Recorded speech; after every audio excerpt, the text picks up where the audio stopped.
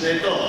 At pinangungunahan ng Conference Chairman na si Kaya Fran Villaseñor at ang inyong spokesman na nakita naman ninyo, talagang palagay ko wala na kasing galing na pwedeng maging spokesman ninyo, si Kanjali Avila. Dahil dito rin, nagsalita din si Kapepe Sarmento, lahat ng mga farmer leaders na mga magsasaka sa industriya ng coconut industry at lahat ng mga nagre-representa ng iba't ibang grupo na hindi nakarating lahat kung hindi nagpadala ng mga representative. Magandang umaga po sa inyo lahat. At unang-una, magpapasalamat ako sa inyo sa inyong pagpumbida sa akin na makilahok dito sa inyong usapan, ang kaya tungkol nga sa mga nangyayari dito sa industriya na sa lagay natin, palagay ko, nakikita natin na ilang taon na, 30 taon lang natutulog at hindi kinikilala bilang pag-asa ng malaking sektor ng ating bansa. Lalo na, at alam niyo po, yung mga leader ay lumapit sa akin. At ito lang ang mga issue na hinaharap ng coconut industry ay kanilang ipiniliwanag sa akin. Kaya naman, nung nasabi na magkakaroon kayo ng konsultasyon, ay pinalaman ko sa kanila na sana baka ako'y makapunta ng makinig at marinig ang inyong mga nagiging issue, ano yung mga hilayin, ang inyong pinapangarap para sa inyong industriya. Unang-una ay pinaalala sa akin dahil naalala ko at ako'y noong 1981, ako'y Vice Governor na, at napapalibalitaan ko na kung ano ang mga plano tungkol sa coconut industry.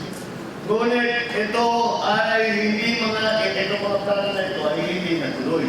Dahil nga, nung nagbagong pamahalaan, noong 1986, ay nakita natin ay parang hindi kinikilala at hindi nakikita ang isang napakalaking pagkakataon para pagandahin ang industriya, para patibayin ang sektor ng agrikultura ng ating bansa. Hindi lamang para magkaroon ng isang magandang produkto na pwede natin ipaglaban sa lahat ng merkado sa Pilipinas, kung hindi para maging leader sa buong mundo. Dahil may potensyal ang Pilipinas na maging world leader sa coconut production at sa production ng mga produkto na nanggagaling sa coconut. Kaya naman para tayong binigyan ng biyaya, para tayong binibigyan ng Panginoon at binigay sa atin dito sa Pilipinas ang pagkakataon, lahat ng kondisyon sa lupa, sa weather, sa lahat, sa panahon, sa lahat ay napakaganda para mag-alaga, para magtanim at mag-ani ng coconut. Ngunit hindi natin pinagsamantalaan, hindi natin nagamit ang pagkakataon, hindi man kinilala na may potensyal na ganyan. Kaya napakasaya. Kagaya ng nabanggit kanina, sa lahat ng produkto na agrikultura lalo, lahat ng commodities na nagagaling sa Pilipinas, tayo ay maliit lamang na bahagi sa merkado, sa international market. Kaya naman, ang tawag sa atin ay price taker. Ano ibig sabihin ng price taker? Kung ano ang presyo na dinidikta ng merkado, wala tayong magagawa, kailangan natin tanggapin yung presyo yun. Ngunit, kapag ang isang bansa, ang isang bayan ay napakadami at napakadominante sa isang merkado, ay pwedeng magdikta ng presyo. Halimbawa, kung ikaw ang nagpo-produce ng 70% ng coconut and coconut products sa buong mundo, ay masasabi mo, hindi, ito ang presyo natin, ito ang gusto namin presyo. Kung sa kayo ay price taker tayo, tayo ay magiging price giver. Yung mga ekonomista, yan ang mga termino na mga ginagamit nila na salita para ipaliwanag kung ano ang sitwasyon natin sa world markets. At sa ngayon, wala tayong produkto. Hindi na pala wala tayong produkto na masasabi natin na tayo ay price giver. Ang pinakamalapit na nangyari noong mga 25-30 years ago, ang pinakamalaking dollar earner natin ay asukal. Pero kahit noon, pinakamalaking dollar earner na natin yun, mas malaki yung Cuba. Price taker pa rin tayo. Kahit na malaki na ang kinikita natin, marami tayo nakukuhang dolyar, nung panahon na yun, ay price taker pa rin tayo. May pagkakataon tayo sa coconut industry na maging price giver to dominate the world market when it comes to coconut and coconut products. Kaya importante na kilalanin natin na maging polisiya ng pamahalaan na i-develop ang coconut industry. Kaya una-una, yan siguro ang una natin na kailangan ko yung hakbang. Palaman natin, paliwanag natin sa mga economic managers, hindi lamang yung ating mga agricultural economic managers, kundi economic managers ng buong Pilipinas, paliwanag natin na meron tayong pagkakataon. Meron tayong biyaya na galing sa Diyos na dapat natin gamitin para tulungan ang ating mga kababayan. Hindi lang naman ito para sa coconut farmers. Kasi kung na-develop ng gusto ang coconut industry, maliwanag na maliwanag, ay mararamdaman hindi lamang ninyo, kayong mga nagtsaga at nag-alaga ng inyong mga plantation, inyong mga farm, kung hindi ipararamdaman ng lahat ng mamamayang Pilipino. Kaya yan ang unang-unang hakbang sa aking panagalan. Ngayon, ano yung mga nangyayari dito tungkol na sa Coco Levy Fund? Meron akong konting informasyon tungkol dyan. Ngunit palagay ko yung informasyon na nakuha ko ay luma na. Dahil hindi ko naman alaman na ganyan na pala kalalaki ang pondo. Kaya naman pag pinag-uusapan, 80 billion, 90 billion, hindi tayo magtataka, pinag-iipilasan na ng kung sino-sino. Dahil ang gusto mong gawin, kontrolin ang malalaking pondo na yan. Dadalhin nga sa Treasury. At Treasury, tinatawag ang General Fund yan eh. Yun ang General Fund yan. Akin na, hindi sinasabi, basta yung pondong yan, yung perang yan, ang nasa General Fund, nasa Treasury, ay sinasabi, sa kahit saan pwedeng gamitin yan. Kahit saan i-appropriate pwedeng gamitin yan. Ngunit, hindi naman tama yun. Dahil ang pondong yan ay binuo at pinalaki para sa kapakanan ng ating mga magsasaka, ang ating mga coconut farmers. Kaya, napakaganda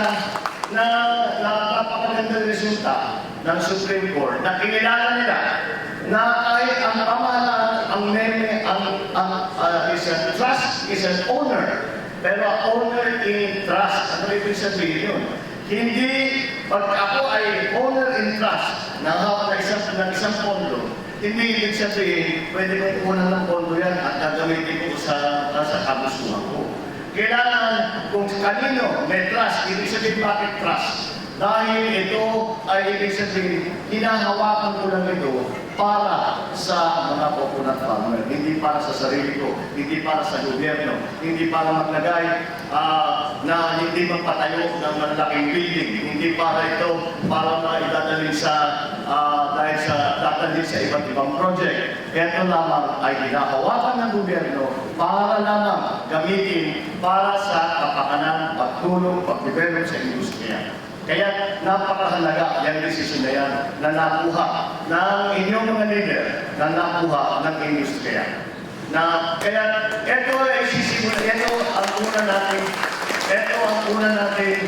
una natin kailangan gawin. Kailangan ipagtanggol ang pondo na yan. Dahil nakikita na natin dahan-dahan kung hindi talaga pantayan at kung masusunod ang mga kagustuhan ng ating mga ibang sekretary, mga executive, pag nasunod ang kagustuhan nila, ay pawawantas yung pera nila saan mapupunta. At hindi naman masasabi, hindi papakinabangan ng ating mga coconut farmer. Kaya, iyan muna ang ating bigyang pansin. Natiyakin natin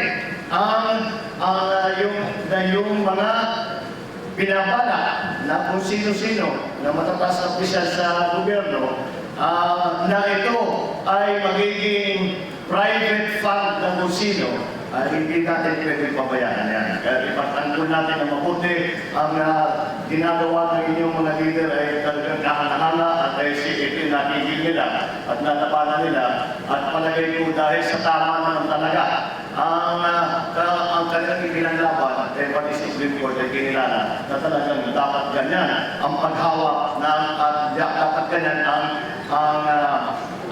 pondo na coconut refund ay para dyan sa mga bagay-bagay na yan. Ang susunod dyan, kakapaglakan natin dahil may kumpiyansa na tayo na hindi naman makukuha, hindi naman mababawasan, hindi naman malulusaw yung coconut levy fund. At ito ay nahawakan na. Paano ngayon ang gagawin dyan sa pondong yan? Kaya dapat pag-usapan yung roadmap. Ang problema na gumagawa ng mga roadmap, yung mga naririnig natin roadmap, hindi naman sa inyo nagaling. Nanggaling sa ibang tao at hindi rin nalagay na naman sa coconut farmers. Kung saan naman lalagay. Yung mga iba na bumaporma na sila para tatanggap sila ng pera dahil sa coconut refund, wala namang kinalaman. Wala namang kinalaman itong mga grupong ito, itong mga organisasyon ito, itong mga ahensya nito. Wala namang kinalaman sa coconut refund. Wala namang kinalaman sa coconut industry. Yung lang, gusto nilang kunin ng pondo para gamitin para sa kanilang sariling agenda. Kaya yan ang dapat natin tingnan na mabuti. Itigil natin ang mga kanilang mga binabala. Pero ang kailangan dyan, para maging maliwanag kung bakit tumututo tayo sa kanilang gustong gawin, ay meron kasi balak na magandang gagawin sa pondo yan. Kaya kung may pag-usapan na roadmap, hindi maaaring tanggapin ng kahit sino ang roadmap na ibinigay ng isang grupo, isang tao na galing sa labas ng industriya. Kailangan ang roadmap ay manggaling sa mga magsasaka, ay kailangan magagaling sa mga farmers association, sa mga farmers group, sa mga farmer leaders. Dahil kayong nakakaalam kung paano ano ang kailangan. Kayong nakakaalam kung ano ang status, kung anong sitwasyon ngayon ng industriya. Kayong nakakaalam kung paano palakihin, pagandahin, at panaguhin ang industriya. At kailangan malaman natin. Kaya siguro, at pagka i-develop natin yung binigay sa atin, binigay na bigyan ng sinasabi ni Kachani na batas, na proposed bill tungkol na sa pagbuo ng pundasyon para hahawak doon sa pondo ng coconut farmers at gagamitin para unang-una tulungan, bigyan ng benepisyo. Si Carter, medyo meron mga nabanggit sa mga insurance, sa mga scholarship. Unang-una para tulungan ang ating mga coconut farmers na marami na naghihirap. So, unahin natin yun.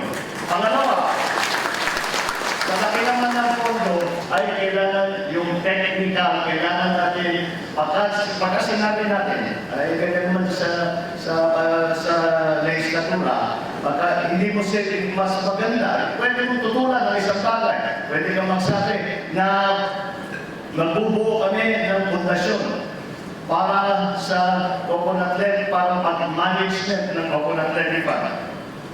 Mas maganda para maipaliwanag at makumbinsi ang ating mga kapwa senador at makumbinsi ang ating mga congressman ay kailangan natin may paliwanag. Hindi yung pundasyon na yan ay hindi hanggang dyan lamang. Kapag nabuo yung pundasyon na yan, pagka nabuo yung management group na hahawak ng pondo ng coconut levy fund, ang gagawin nila ay ganito. Kagaya yung sinabi kayo, may mga benepisyo na kami mga farmers. Una-una. Ngunit, ano ang gagawin sa pondo para maging mas maganda, maging mas sigla ang coconut industry. Nasa ngayon palagi ko masasabi naman natin natutulog lamang.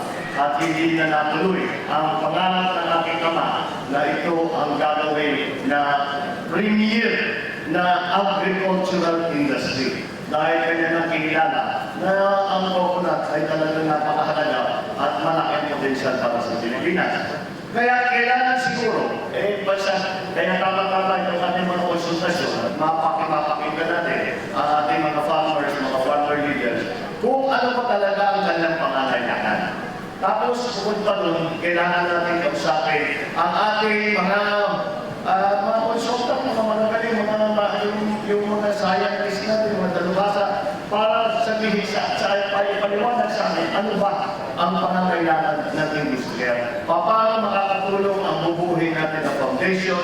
Paano ang magiging sistema? Ano ang timeline? Sino kaya ang mga marunong at maaaring magkatiwalaan dito sa napaka-importante trabaho na ito? Lahat yan ay mga detalye. Ngunit, mas madaling ipaliwanag at mas madaling makumbinsin ang mga congressman at saka mga senador kapag ating naipapakita na hindi lang basta gusto namin magtayo ng pundasyon, gusto ko ako ay muuupo, mamumuno dyan, tapos na yung kwento. Hindi maaari yun. Kailangan na gawin natin, gusto namin magtayo ng pundasyon. Dahil ang nais namin, ang pundasyon na yun, ganito, ilista natin kung ano yung gagawin, ano yung plano, detalyanan na plano, para ipakita natin sa kanila. Hindi kami kagaya ng iba na inaagaw lang namin yung pondo para gamitin sa, hindi na namin pinapaliwanag, basta gagamitin lang namin, bahala na kayo lahat.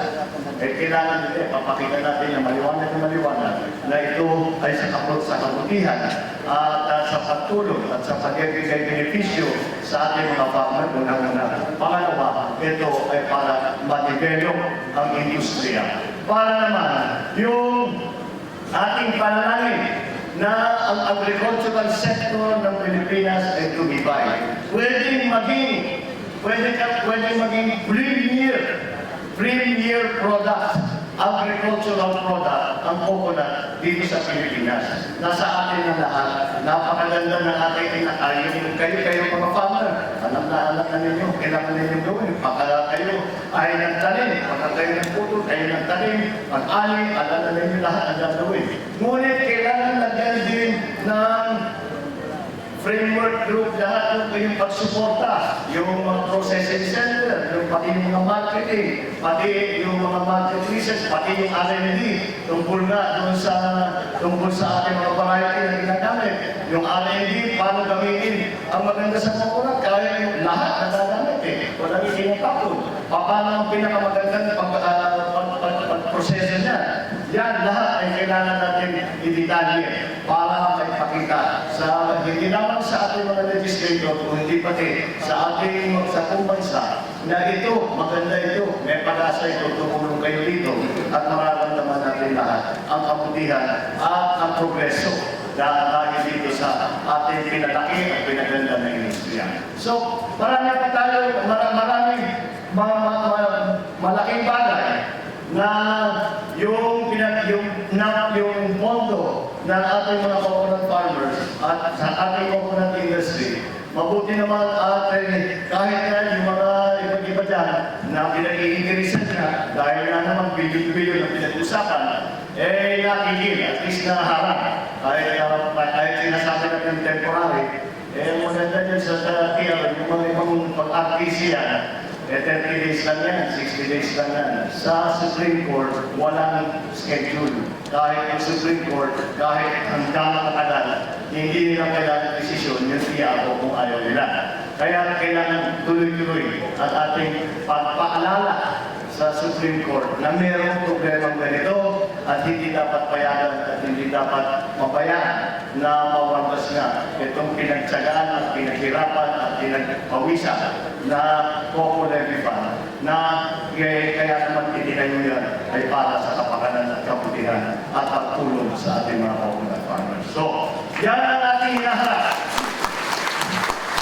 Yan ang hinaharap natin na yan ang mga hinaharap natin na kailangan gawin.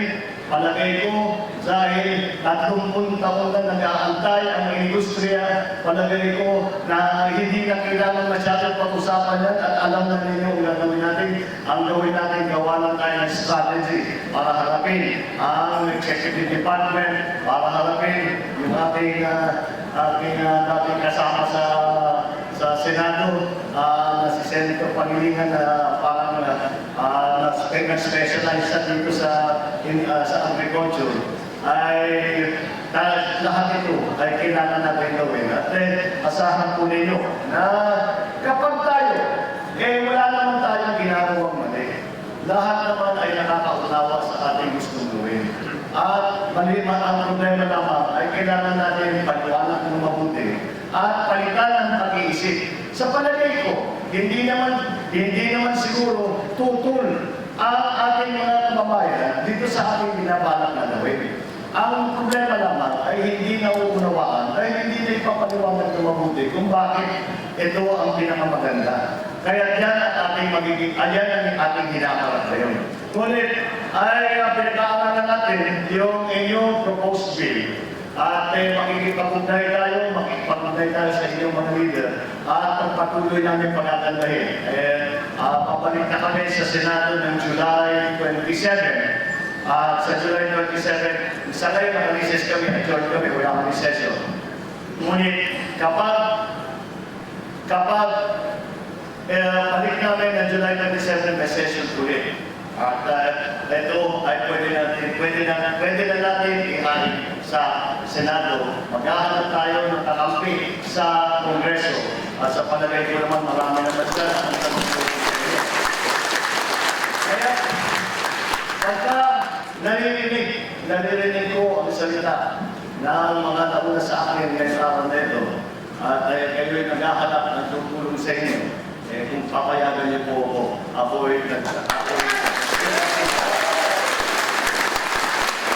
papayagan po ninyo ako'y nagkikisita sa inyo na ipagpatuloy natin ang ating naging layunin na pagandahin at palakihin ang coconut industry.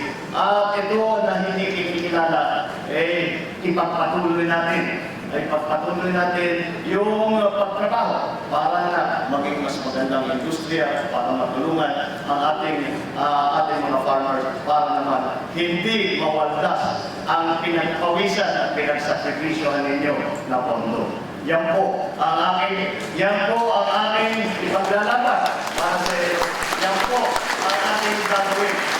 Hindi lamang para sa coconut farmers, hindi lamang para sa aking sarili o kung sino man ang magiging kasamahan natin, kakampi natin dito. Ito ay para sa pagkabuti ng agrikultura ng Pilipinas at sa buong Pilipinas.